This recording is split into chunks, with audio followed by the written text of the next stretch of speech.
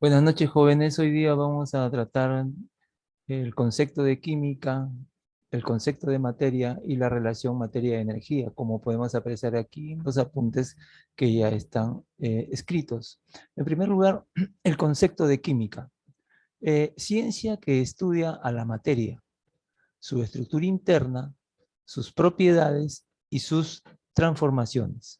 Una definición bastante precisa, muy básica, la encontramos en cualquier texto escolar. Y bueno, si queremos aclarar algunos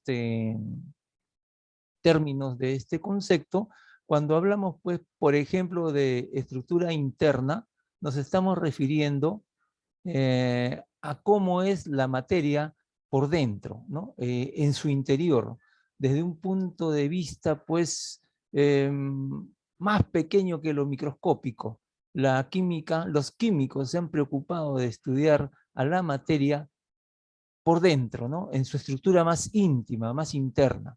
Sus propiedades, ¿no? Las propiedades vienen a ser las características que tienen los diferentes tipos de materia que nosotros conocemos, que nos van a permitir identificarlas, nos van a permitir predecir su comportamiento en determinadas situaciones.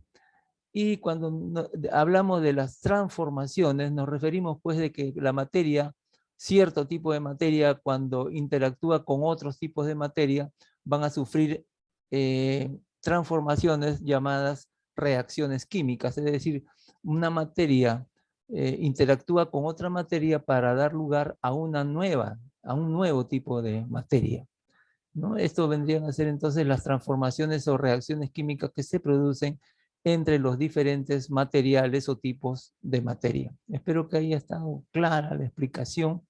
Eh, si queremos ahondar un poquito más, si hablamos de la estructura interna, pues lo que se ha logrado saber de que la materia está constituida por moléculas, básicamente, y estas moléculas a su vez están constituidas por átomos.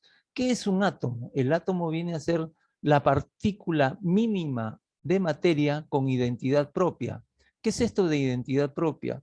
De que este átomo tiene propiedades que los distinguen de otro, ¿no? Por ejemplo, existe el átomo de hidrógeno, existe el átomo de oxígeno, existe el átomo de litio, existe el átomo de sodio, y son diferentes unos de otros.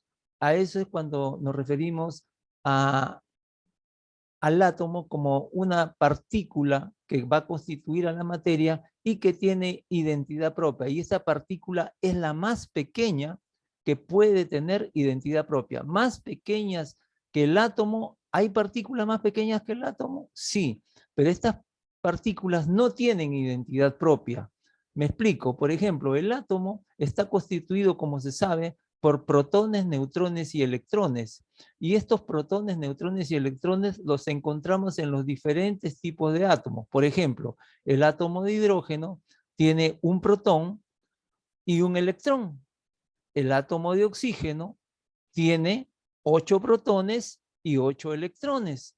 ¿Se dan cuenta? O sea, los protones existen tanto en un átomo de hidrógeno como en un átomo de oxígeno. No tienen una identidad propia. Son partículas o subpartículas. Partículas se le dice partículas subatómicas porque su tamaño es menor a la del átomo, pero no tienen una identidad propia desde el punto de vista químico. Bueno, hemos dicho entonces que química es la ciencia que estudia la materia, la estudia internamente, estudia sus propiedades y sus transformaciones. Ahondemos un poquito en el concepto de materia. Todos conocemos los diferentes tipos de materia que existen porque los vemos a simple vista, pero vayamos a su definición. Materia es todo aquello que tiene masa, volumen y es percibido por nuestros sentidos. Esta es una definición bastante antigua, pero muy precisa, muy precisa. Eh, Hasta ahora, a pesar de los avances que se dan, sobre todo en el campo de la física, eh, la definición de materia desde el punto de vista químico es una definición bastante exacta. e indiscutible a través de los años. Entonces, la materia, tenemos ejemplos de materia, ¿no? Sabemos que la materia tiene básicamente 3 estados físicos, aunque se hablan de 4 y hasta de un quinto estado físico, pero hablemos de los 3 básicos.